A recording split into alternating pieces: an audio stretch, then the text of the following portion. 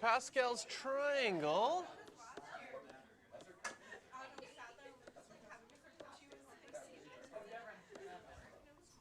Which row am I going to have to use in Pascal's triangle for this one? The fourth one, because there's going to be 4 terms because n is 3. So we know that 4a squared plus 2b cubed is going to equal 1, 3, 3, 1. Those will be our coefficients.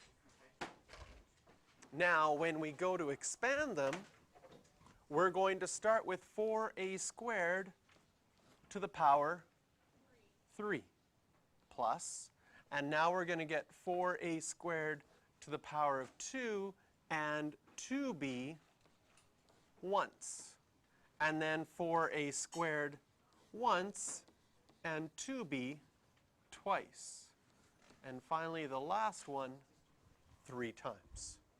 So we notice again that it doesn't matter what our first term or our second term are, you're starting with the first one having a cube, then squared, then one of them, then none. And the other one starts with none and goes up by 1 each time. Now it says expand and simplify. So what does this mean when I have 4a squared? That means my 4a squared cubed. My 4 is getting cubed. 4 cubed is 64. What happens when you have a squared cubed? You get a to the 6 plus. And sometimes you might take an extra step, and I'm going to do that in this one.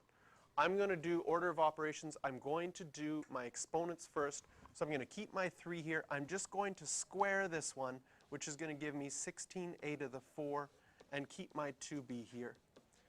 Same thing here. I'm going to just square this first,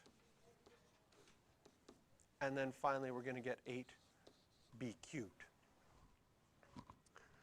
And now that I've squared those certain terms, now I can multiply all my coefficients together.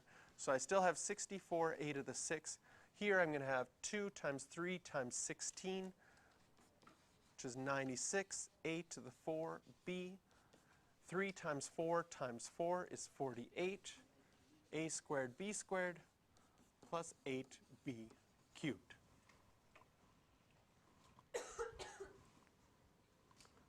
So again, very similar to what we did in example 1.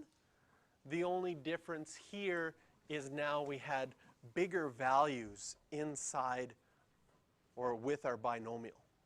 And so it meant a little bit more work when we simplified them. But the idea is exactly the same as what we did in example 1.